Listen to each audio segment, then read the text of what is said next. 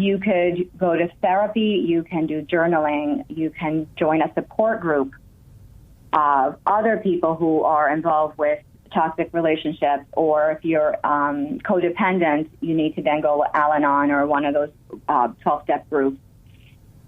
You need to look at your intellectual way of handling things. So maybe you might want to read and educate yourself. That's what I did. I started reading every single book that I can find on the problem that I was facing and the individual I was dealing with.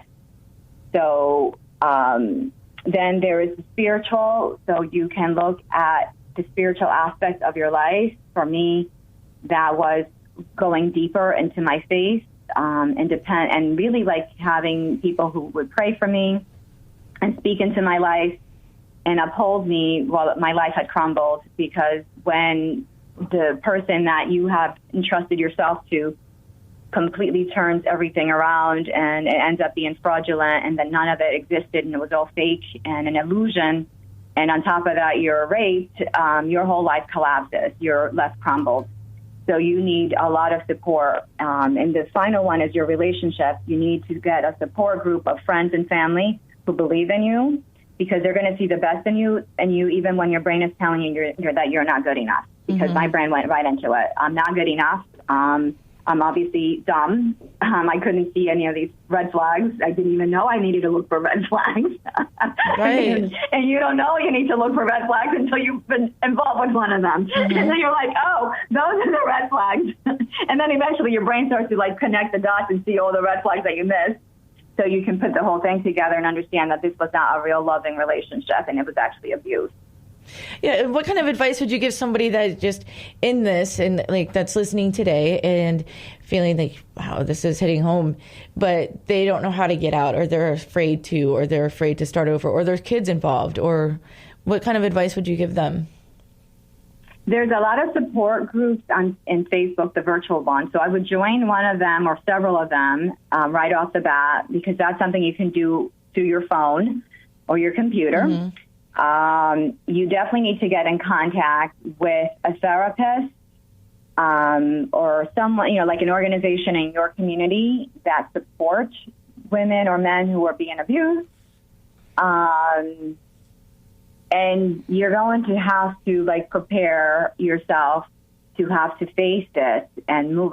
Ultimately, if you really are stuck in a relationship with a narcissist or a sociopath, it's a relationship where your needs will never be honored, and you're always going to be dealing with issues of powerlessness and low self-esteem and depression, most likely, or a lot of anxiety, because I've dealt with a lot of victims and survivors, and there's a ton of anxiety and a ton of depression that they have to battle with. So ultimately, the best thing for you to do is to find support and help and create a plan to get out.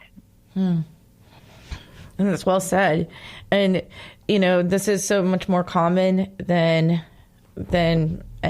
anybody thinks. We only have 2 minutes left, but I want to reassure our listeners that if you find yourself in this kind of situation, it is not your fault. You're not stupid. You're not naive. It's not easy to see these signs while you're in it, because being an empathetic person, you're looking at it from helping somebody or loving somebody so much, or accepting or compromising or settling or taking away from your own needs because you're giving, and it becomes a cycle where it's constantly, like what Johnny was saying, one-sided. And but by no means do you need to beat yourself up for not seeing it sooner.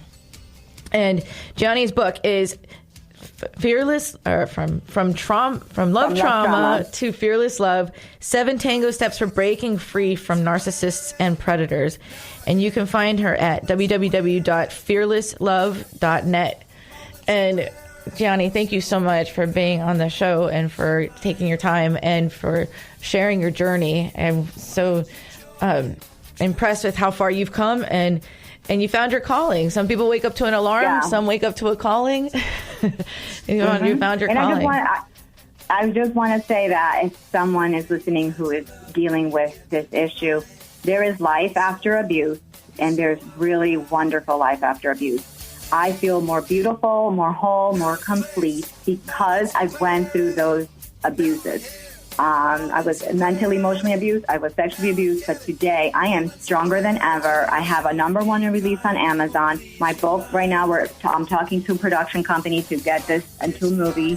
And you've come a long way. We're running out of time. I'm so sorry, Gianni. Yeah. I got to cut you off. But that's okay. Thank you so much for the team. Thank you for being on the show. Thank you, Ed. And take care. Bye. WDCF, Dig City. FM 102.3. WZHR, Zephyr Hills. FM 104.3. Listen. I'm Mike Moss. Lives are at stake. This is not a time for name calling or playing politics. When it comes to responding to the coronavirus, House Speaker Pelosi is saying the same thing as Senate Majority Leader Mitch McConnell. This new disease is not going to press pause so that members can engage in performative outrage that gets us farther from results rather than closer. This is our first step in confronting the challenge. The head of the World Health Organization says an increasing number of countries are contending with outbreaks, but the world needs to respond smartly. This is not a time for fear. This is a time for taking action